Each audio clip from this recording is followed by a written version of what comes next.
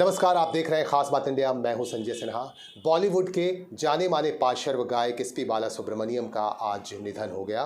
पिछले 5 सितंबर को corona positive होने के बाद उन्हें मुंबई के एमजीएम हेल्थ केयर अस्पताल में दाखिल कराया गया, जहां उनकी तबीयत कल रात से बहुत ज़्यादा बिगड़ गई और आज उनका निधन हो गया। कहना चाहूँगा कि हज़ारों मंजिलें होंगी, हज़ारों कारवां होंगे, हज़ारों मंजिलें होंगी, हज़ारों कारवां होंगे, ज़माना उन्हें ढूंढेगा, वो न जाने कहाँ होंगे। इसके बाद आपको दिल्ली लिए चलते हैं। दिल्ली में भारतीय जनता पार्टी के मुख्य कार्यालय में पंडित दीनदयाल उपाध्याय को जयंती पर याद किया गया। पंडित दीनदयाल उपाध्याय भारतीय जनसंघ के संस्थापक हैं और भारतीय जनता पार्टी आज जो इस मकाम पे है, इसमें उनका बहुत बड़ा रोल है। जयंती पर उन्हें याद किया गया भारतीय जनता पार्टी के कार्यालय में। आप देख सकते हैं स्क्रीन पर कि भारतीय जनता पार्टी के कार्यालय में वह याद किए गए। उनकी मूर्ति पर माल्यार्पण किया गया। इस मौके पर ख़ास तौर से मौजूद थे भारत के रक्षा मंत्री और भाजपा के वरिष्ठ नेता राजनाथ सिंह और डॉक्टर हर्षवर्धन, जो केंद्रीय मंत्री भी हैं, स्वास्थ्य मंत्री भी हैं, वो भी नज़र आ रहे हैं। और इसके अलावा और भी कई वरिष्ठ भाजपा नेता इस मौके पर उपस्थित थे। सभी ने मिलकर पंडित दीनदयाल उपाध्याय को अश्रुपूरित नेत्रों से श्रद्धांजलि दी। उनकी जयंती पर उन्हें याद किया।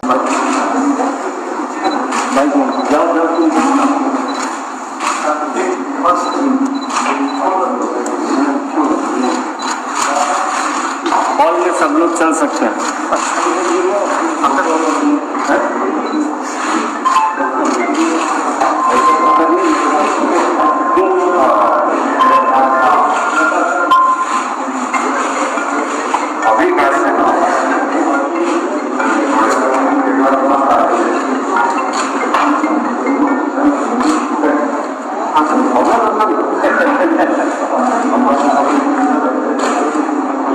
गूगल के रिमोट ऐप से ठगी करने वाले 11 साइबर क्रिमिनल्स को झारखंड के देवघर से गिरफ्तार किया गया है।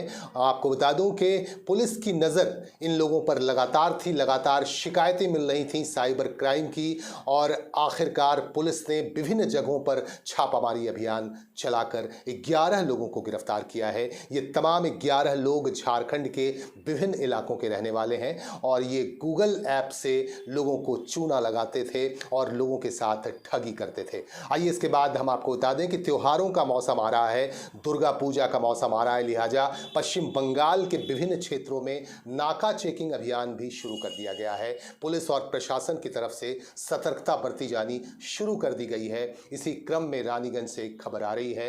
रानीगंज के पंजाबी मोड़ और आसपास के इलाकों में स्थानीय पुलिस के जवानों द्वारा नाका चेकिंग अभियान चलाया गया। स्क्रीन पर आप सीधे देखिए, यहाँ नाका चेकिंग अभियान चलाया गया और इस दौरान तमाम गाड़ियों पर तीखी नज़र रखी गई और पैनी नज़र रखते हुए इन गाड़ियों को चेक किया गया और खोल कर देखा गया, डिक्की तक खोल कर देखे गए कि आखिर इन गाड़ियों में क्या ले जाया जा रहा है। आप देखिए, आप इन दृश्यों में आप देख सकते हैं कि पुलिस के जवान यहाँ डटे हुए हैं और डट कर यहाँ पर चेकिंग अभियान चलाया गया। हमारे संवाददाता यहाँ मौजूद थे और उनकी मौजूदगी में यहाँ पर यह अभियान चला और आप देख सकते हैं इन तस्वीरों में, इन दृश्यों में कि किस तरह से पुलिस के जवान यहाँ पे नाका चेकिंग अभियान चला रहे हैं। लगातार कई घंटों तक यह अभियान चला और पुलिस सूत्रों का ये भी कहना है कि इस तरह का अभियान सिर्फ एक दिन नहीं बल्कि लगातार इस तरह के अभियान चलाए जाते रहेंगे। आपको बता दूं कि बंगाल के ही बर्नपुर में चंद दिनों पहले यहाँ एक डकैती की घटना को भी अंजाम दिया था अपराधियों ने। इसके बाद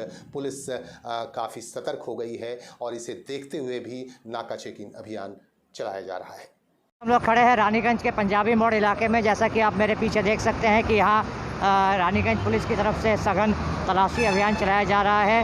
हर आने जाने वाली गाड़ी की चेकिंग की जा रही है। दरअसल दुर्गा पूजा आने वाला है और पुलिस की तरफ से आसनसोल दुर्गापुर पुलिस कमिश्नरेट की तरफ से अभी से कड़ी जांच की जा रही है हर आने जाने वाली गाड़ी की, ताकि कोई भी अप्रिय घटना न घट सके। और इस वक्त इन लोगों का कहना है कि पुलिस के अधिकारियों का कहना है कि आने वाले त्यौहार के सीज़न में इनका ये अभियान ऐसे ही मुसलसल जारी रहेगा। रानीगंज के पंजाबी मोड़ से मैं बापी बनर्जी, कैमरामैन जाहिद अनवर के साथ खास बात इंडिया।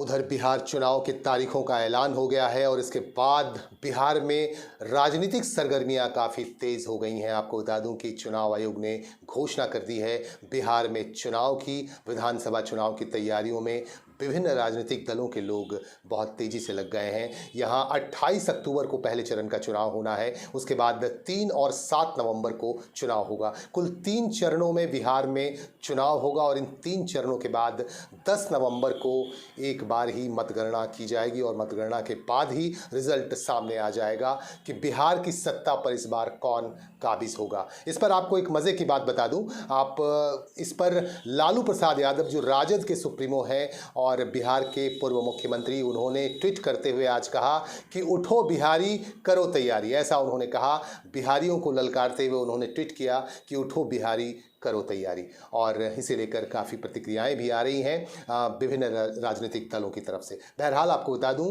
कि बिहार में चुनाव होना है, 3 चरणों में बिहार में चुनाव होगा। और दूसरी तरफ आज केंद्र सरकार की तरफ से किसान विधेयक को पास किए जाने के बाद देश भर में विपक्षी पार्टी के लोग जो हैं वो इस पर तीखी प्रतिक्रिया व्यक्त कर रहे हैं और विरोध प्रदर्शन का सिलसिला भी शुरू हो गया है। पश्चिम बंगाल के रानीगंज से हमारे पास खबर आ रही है। पश्चिम बंगाल के रानीगंज में कांग्रेस और मार्क्सवादी कम्युनिस्ट पार्टी की तरफ से ज़ोरदार तरीके से विक्षोभ प्रदर्शन किया गया और पथावरोध किया गया और इसे काला कानून नाम दिया गया। और इन नेताओं का कहना है कि केंद्र सरकार ने जो किसानों के लिए जो कानून बनाया है उसे काला कानून की संज्ञा दी गई। और आप देख सकते हैं स्क्रीन पर कि किस तरह से यहाँ मार्क्सवादी कम्युनिस्ट पार्टी और कांग्रेस के नेताओं ने मिलकर और यहाँ पे विरोध प्रदर्शन किया। काफ़ी तादाद में समर्थक भी मौजूद थे।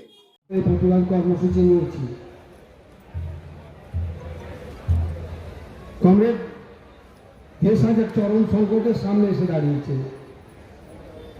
আরএসএসের নেতৃত্বে যে ফ্যাসিস্ট সরকার বিজেপি মোদী সরকার ভারতবর্ষে শাসন ক্ষমতায় এসেছে।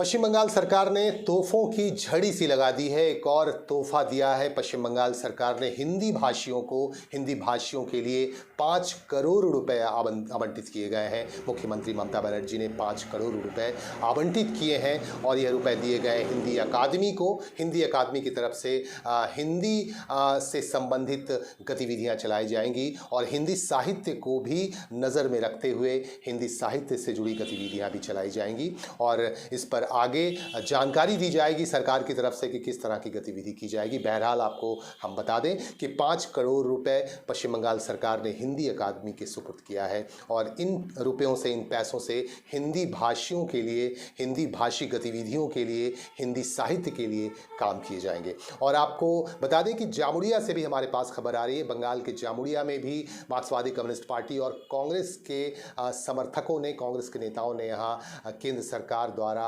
किसान बिल जो पास किया गया उसके खिलाफ यहाँ प्रदर्शन किया गया, रैली निकाली गई और ज़बरदस्त तरीके से प्रदर्शन करते हुए केंद्र सरकार को निशाना साधा गया और यहाँ प्रधानमंत्री नरेंद्र मोदी का पुतला भी फूंका गया। आप देखेंगे इन दृश्यों में कि प्रधानमंत्री नरेंद्र मोदी का पुतला फूंकते हुए काला कानून की संज्ञा दी गई, किसान कानून को जो लागू किया गया है, किसान कानून को। और इन तस्वीरों में एक बार फिर से आप देखिए कि यहाँ किस तरह से लोग प्रदर्शन कर रहे हैं और किस तरह से केंद्र सरकार की इन गतिविधियों के खिलाफ ये नारेबाजी भी कर रहे हैं। যুবরা এসছেন এবং প্রতিবন্ধী সংগঠনের সবাই এসছেন, অন্য সবাই আইনজীবীরা এসছেন, ডাক্তারবাবুরা এসছেন, সবাই এরা এসছেন তাদের সমর্থনে কৃষক বিলকে জ্বালিয়ে প্রতিবাদ জানানোর জন্য এখানে আমরা মিছিলে সামিল হয়েছিলাম।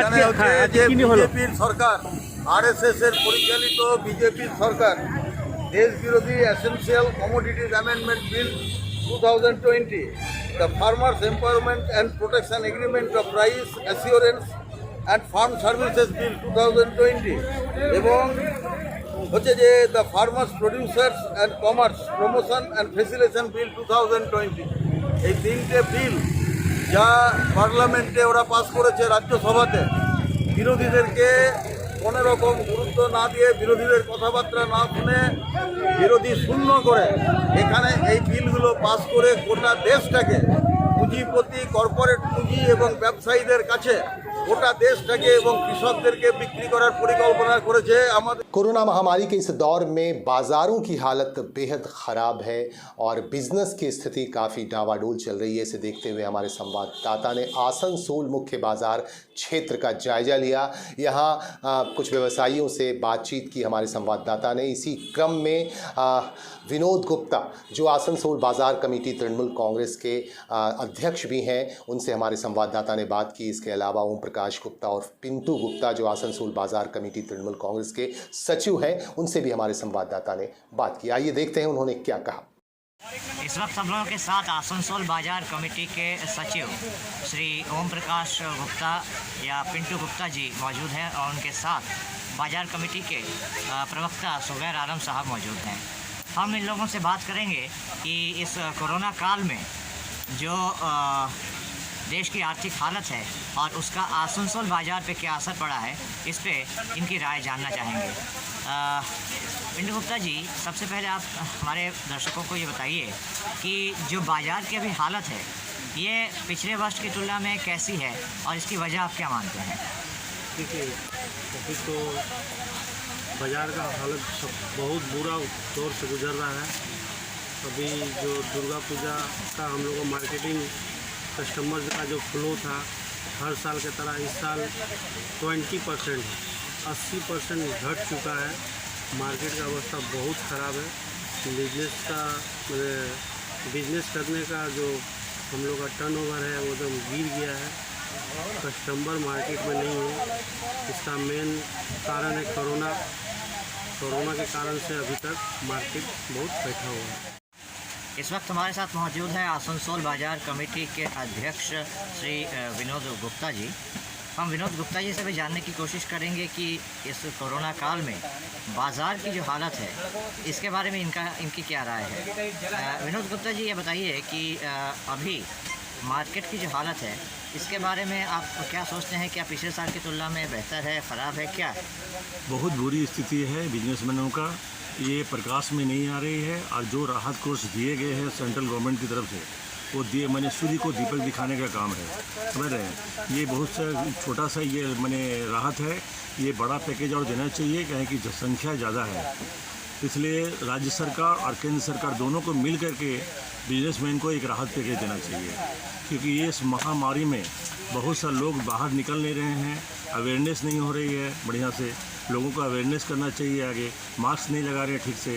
गवर्नमेंट को भी और नीति बनानी चाहिए किसी इस प्रकरण में, क्योंकि लोगों को जब राहत मिलेगी।